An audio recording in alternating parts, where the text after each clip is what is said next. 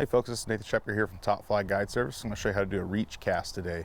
This is a technique used to redirect our fly line in order to mend or get our flies around a obstacle that is in our way of our fishing target. So let's go ahead and get down to the river and I'll show you how it's done. One of the biggest misconceptions is this, is that you mend in the air. It is not a mend in the air, it's just a simple redirection of the fly line. So when I make my cast, I'm just going to redirect my fly line to the right or to the left of the cast. I'll make my false cast. I'm going to reach cast to the right here. I'm going to come up, bring my fly line to the right. This allows our flies to drift naturally downriver with our fly line already upstream of the flies. I'll do the same thing on the left here. Start my false cast. Redirect it to the left. Like I said, one of the biggest things I see, the biggest mistakes, is that people mend in the air. This is not what a reach cast is. What that does is it brings our flies at us in the air, and we don't get quite the drift in the location that we wanted. So here's a better look at our reach cast here. So I'm going to start with my false cast.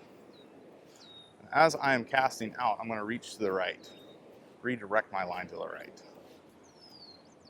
So you can see the line landed at an angle here to the right. This allows our flies to float downstream if I was fishing a run going to my left.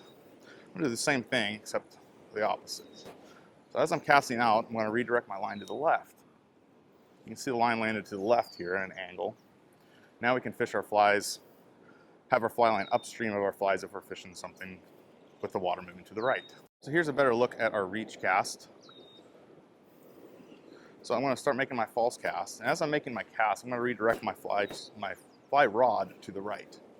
Cast out, redirect to the right. This allowed my fly line to land at an angle to the right if our flies are floating downstream. That way my fly line is already above my flies and a mend is not needed. Do the same thing to the left here. Start my false cast and redirect to the left.